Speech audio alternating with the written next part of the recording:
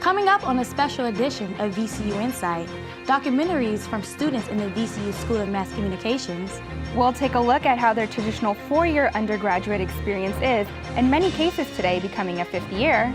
And we'll meet a former VCU Mass Comm student who is working to break through in the competitive world of hip-hop, and doing so by proudly wearing his academic credentials. This special edition of VCU InSight starts right now.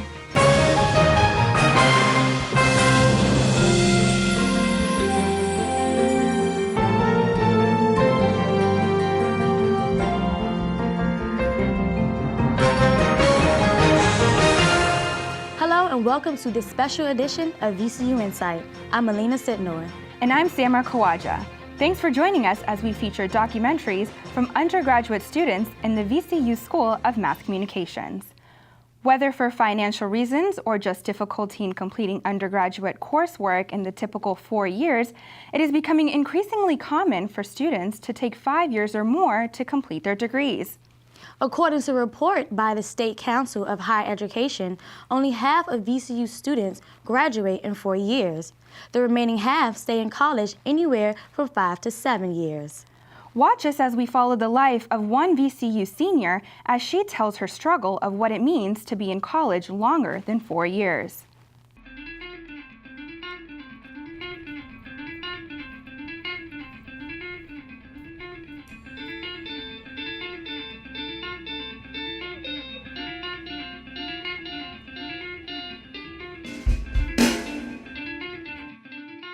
I've been in college on and off for like 10 years now.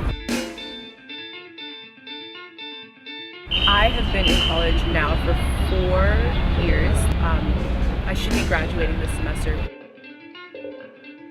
I have been in college for 2 years, so I'm a sophomore right now. This is my senior year, this is my 4th year. So I'm a first-year freshman right now. Been in college for probably 5 years.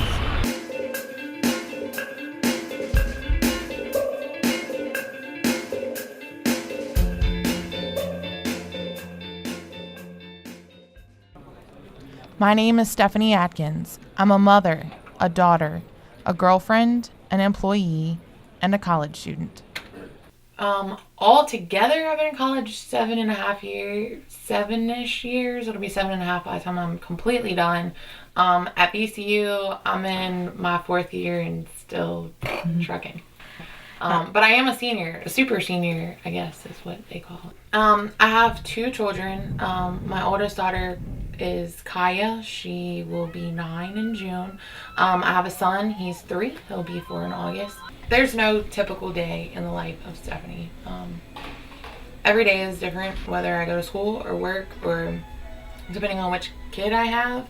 I only have Jackson from Wednesday to Sunday, so those days are a little bit more hectic. The other day I have Kaya 7 days a week.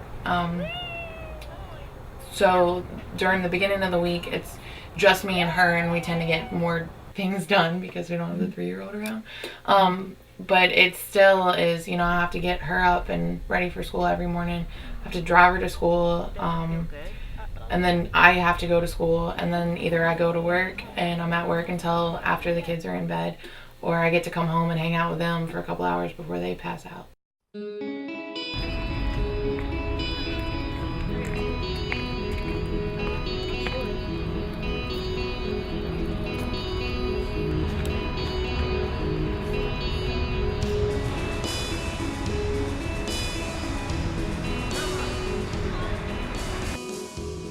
I am not financially prepared. Probably not, just because I planned for 4 years. Right now I have scholarships, so it's okay. So if I went over 4 years, it would come out of my own pocket. Absolutely not. I was not ready for the financial impact of staying in school for very long at all. School is really expensive, especially when you don't have any college money saved up. You don't have anything, you know, school is expensive. I know there are a lot of reasons that the kids stay in longer, and some of it's, I think a lot of it tends to be financial, if you haven't saved enough, and it's just more of a strain, so you may take a semester off to work for a while and to come up with some additional funds to go back to school. Virginia 529 is the state-sponsored entity. We're a state agency, independent state agency, that runs Virginia's 4 tax-advantaged college savings programs. So we started back in '96, was our first enrollment period with our prepaid program, which is one way for families to save for college.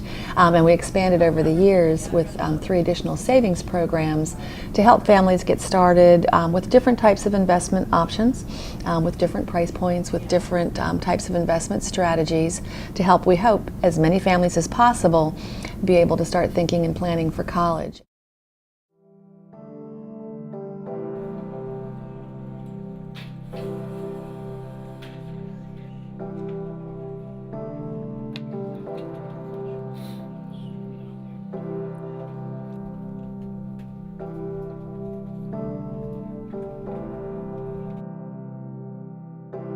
They wouldn't be happy.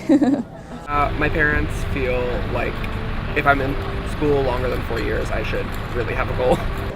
Just like me, disappointed. So yeah, we probably would have mutual feelings right there.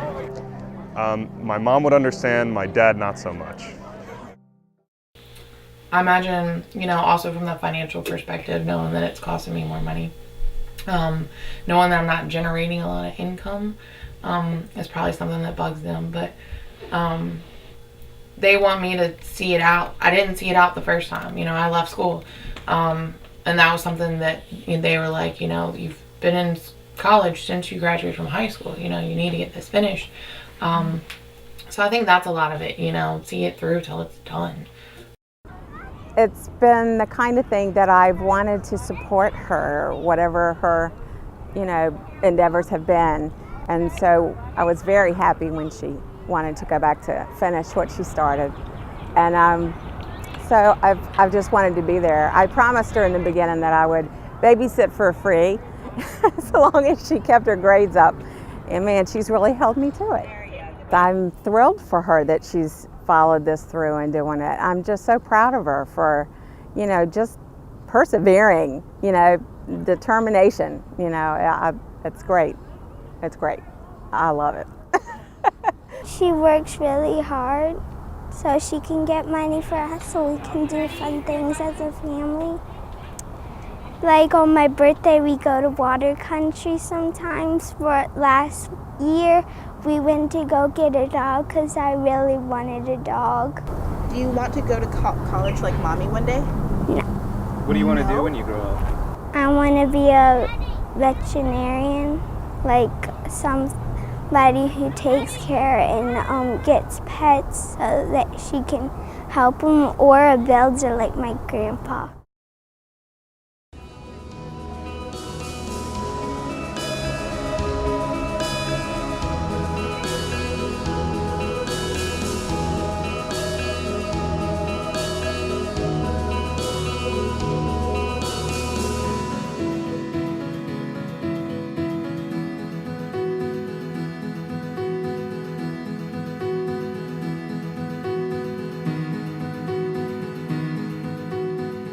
Stressful.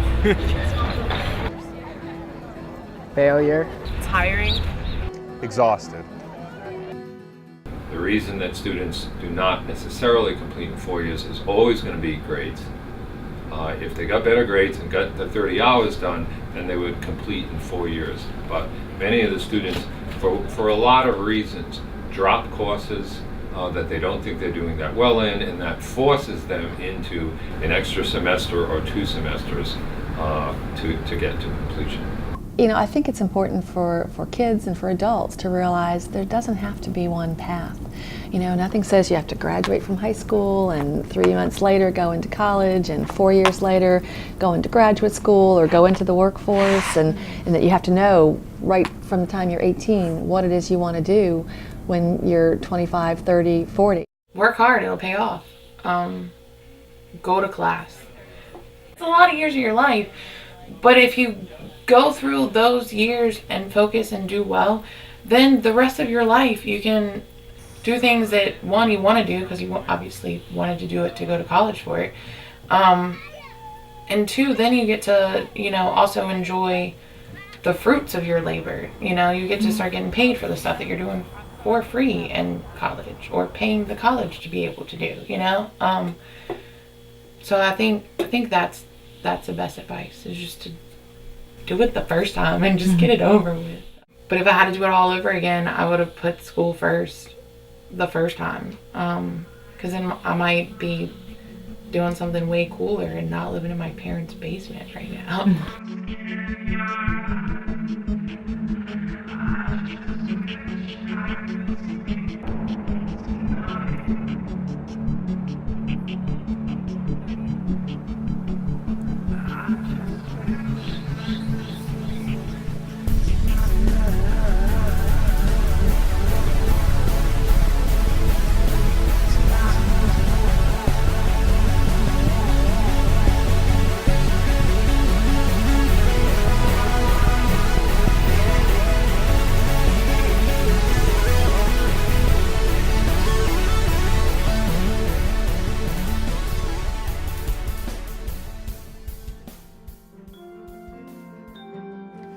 I'm Bill Oglesby, an assistant professor in the VCU School of Mass Communications and the instructor for the documentary class. With me this evening are Lauren Grant and Richard Welchel, who produced the fifth-year documentary, and we even have the subject of the documentary, the main subject, Stephanie Atkins. Welcome. Hello. I'm going to start off with you, Stephanie, since we don't often get to hear from the subject of our documentaries. What was it like? Was it strange to have this crew following you around like that? It was a little bit strange and a little intimidating. There was one day I was going to Walgreens just to pick up some random things. I was getting ready to leave for a trip, and I'm looking through pantyhose, and I've got Rich following me with a camera down the aisle, so it was a little awkward at times. So you have an idea now what it's like to be on reality TV? Kind of, and I don't think I'd want to do it. Were your kids just naturally that good? Because they were great. They're the cutest kids around. Thank you. Sometimes they are, but I think that they thought it was just a really cool thing to have the camera around and to be on TV. Okay. Well, let me ask you, Lauren and Rich, what made you think about this particular topic for your documentary? Well, we came up with the topic of the fifth year because we actually are five-year college students.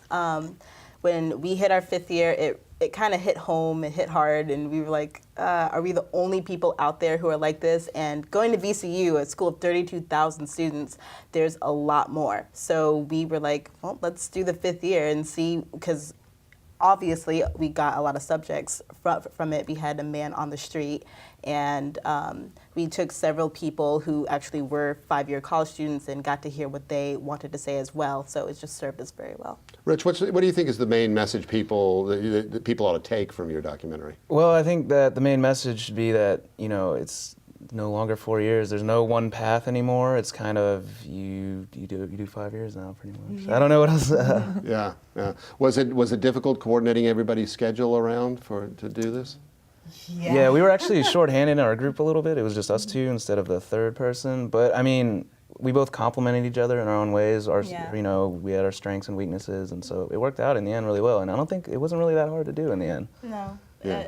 After we finally got what days were down and then talked with Stephanie about her schedule, but she was very open and flexible, so it all came together, and we even had a phantom partner here and there that helped us out. So it all came together and got in the editing booth, and that came together in a couple days, and here we are. Well, you did a good job, and thank you, Stephanie. Thank you. And go out there and produce more. Awesome. Our next documentary takes a look at one former VCU student's road to what he hopes will be a widespread fame. Former Mass Comm student Chris Brown is saying farewell to Virginia and hello to Atlanta, Georgia. With hopes to pursue his career as an R&B and hip-hop artist, Brown believes that with the help of his producers, his singing career will take off. And by the way, we're not talking about that Chris Brown. Let's meet this Chris Brown and find out more about his music and his lifestyle. You know that I ain't got no time to be playing. Finding a love for one thing and really sticking to it. he's something, an artist that I believe in. When I saw him perform, I was blown away. See, I'm a college boy with my hat back. I enjoy listening to it because it's clean. So I didn't want to ever crush his dreams. Eager to know my conversations. I'm never gonna give up this dream. Clocking, you blocking like it's your occupation. But I ain't got no time to be playing. I know that my life ain't it for your entertainment. We are on the campus of Virginia Commonwealth University, and we're on our way to the house of Chris Brown. And I don't mean Chris Brown and Rihanna, I mean Christopher Brown, aka Chris Scholar, Richmond's own local R&B artist. So come along with us on this journey.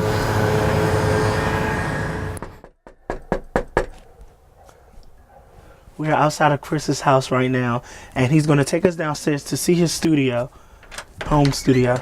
Hey, what's up? How are you? What's up? Y'all early, right? Yeah, nah, I'm a just little bit. This is a nice house. What's up, y'all? Yeah, we about to go downstairs, check out the studio. I'll show you where I work, you know, and how I get it in my element, my zone. Welcome to the crib. Now I'm about to show them how to play pool, because this is what I do in my spare time, you know. I'm pretty nice. I don't mean to brag. Oh, God. True. So how long have you been writing music? Like, when did you start? Writing music? I think I started writing music when I was 14. And Chris Scholar, I feel like it's something that really fits me, because I'm a college student. Or I was at Virginia Commonwealth University, and then at the same time I was in the National Honor Society in high school. So I took on the name Scholar, and I feel like I'm an advocate for kids my age. I'm real big on positivity in my music. I'd love to talk to you, read into your thoughts and then confirm it through your body language smile. Chris is taking his clean image to Atlanta, where he'll work on his music career full-time, far away from his home in Glen Allen, Virginia with his parents. While still looking for a major record deal, Chris says he feels that Atlanta might be the place for him. Atlanta is a big market for music, and you could be in the studio there and an A-list artist could walk in the door at any time. So that opens the doors and gives you a lot of opportunity. That's the perks of being popular. Don't give a damn about what you say, because they just want to rock with you. Chris had the opportunity to meet up with top producer L.A. Reid and has opened for hip-hop icons such as Salt and Pepper and Dougie Fresh, not to mention R&B and pop artists like Bobby Valentino and Aaron Carter. With thousands of people in the audience, Chris says he has one method of getting into his zone. Like, what do you do before you perform? I always pray before I perform, and sometimes I sit in my car. I always go out to my car and I put the show tape in my CD player, and I just by myself run through it in my head.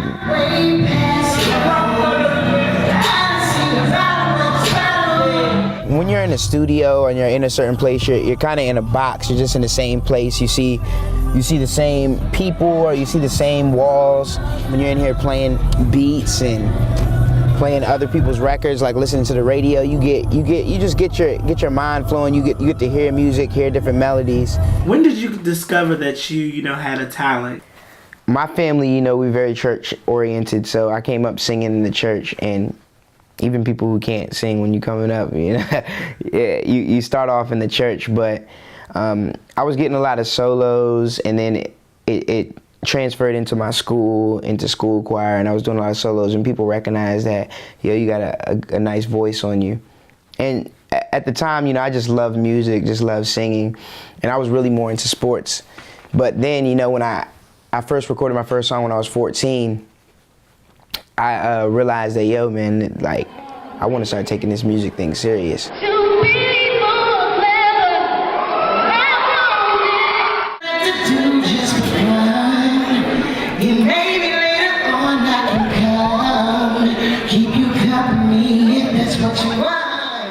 I like everything my mama cook. Chris says he likes being at home and misses his mom's cooking.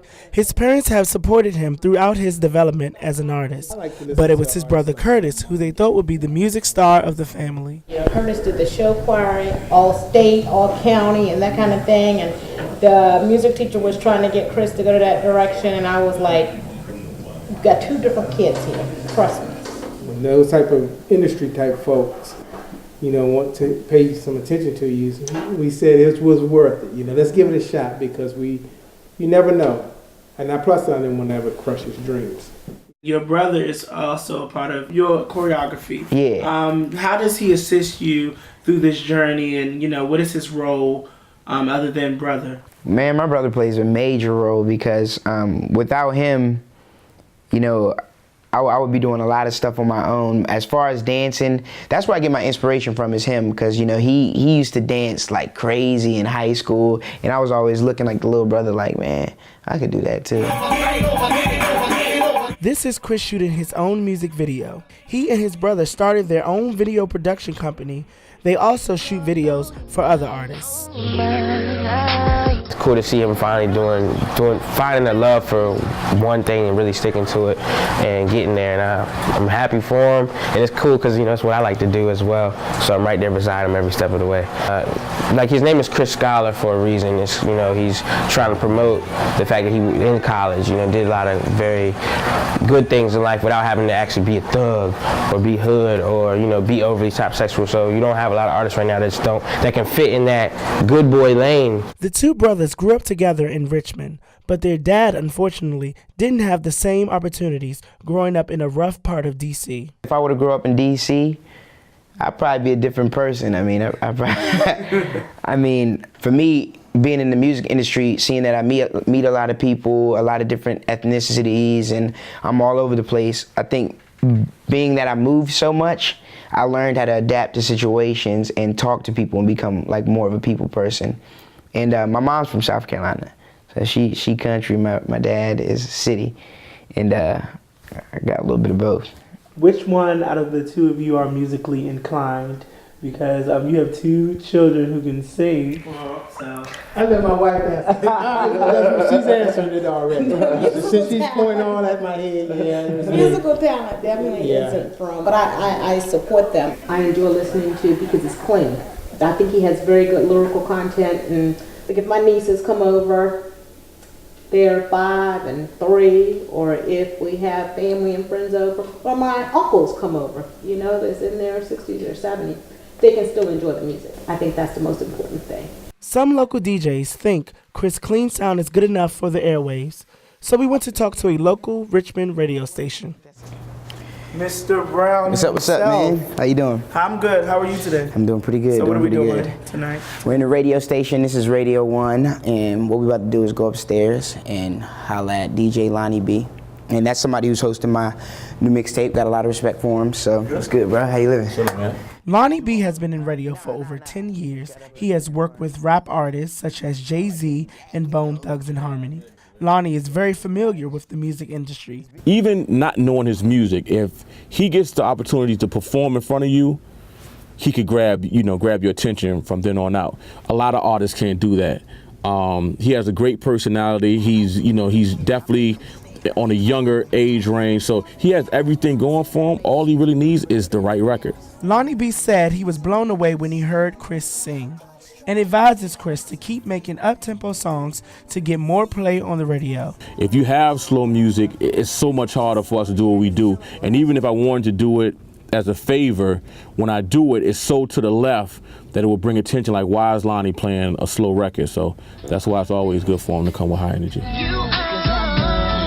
With great support from his family and friends, people in the industry believe Chris can be the next big star to put Richmond, Virginia on the map. His popularity is rising. Last gleaming. This poetry in motion. A couple of his YouTube videos even hit over 25,000 views. Chris says he hopes these next few months in Atlanta will be the big break he is waiting on. So has there ever been a time where you decided, you know what, I don't know if I want to do this anymore, or, did you have to really break down, really just sit there and think to yourself, is this really what you want to do? Yeah, I mean, that happens, that happens every once in a while when you're pushing so hard, because, this industry, we stay up late night, I stay up late night, countless hours working in the studio, and sometimes when you don't see the results, you might get, you might get a little frustrated, but I just pray, man, and keep God first, and that's basically what got me where I'm at today, And I know He gave me this talent, and He didn't give it to me for no reason. So, nah, I'm never gonna give up this dream. Like, this is what I'm about to do, and I'm gonna make it happen. About her. She writes the lyrics in my song, and where did we go wrong? 'Cause I can't get her out of my head. Now I'm lost up in a maze, can't stop thinking about the days that me and my baby share. We're here once again with two of the producers of this documentary, Demetris Carter and James Snow.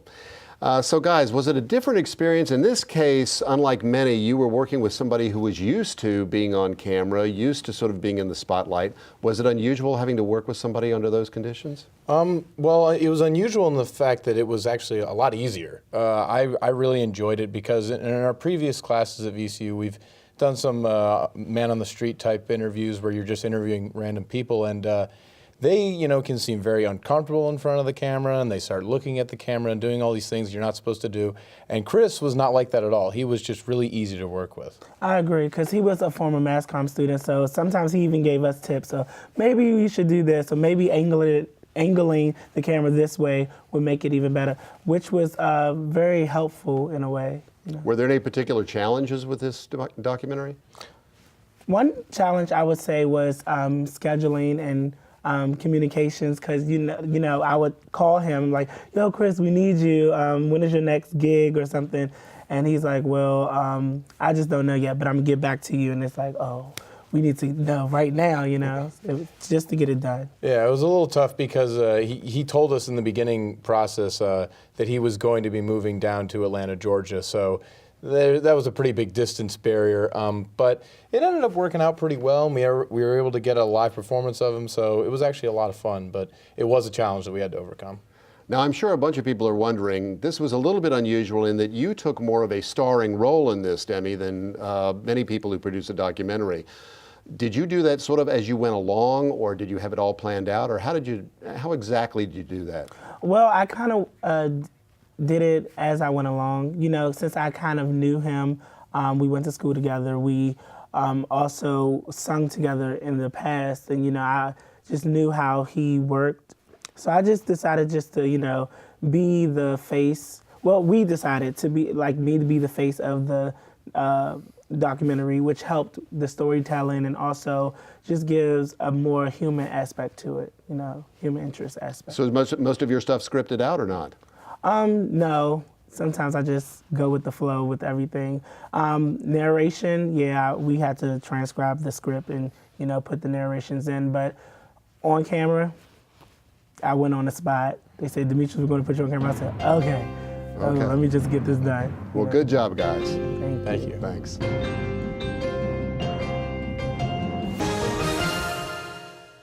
And that does it for this special edition of VCU InSight. Thanks for joining us. Don't forget to check us out online at insight.vcu.edu. I'm Melina Sitnor. And I'm Samra Kawaja. For all of us at VCU InSight, good night.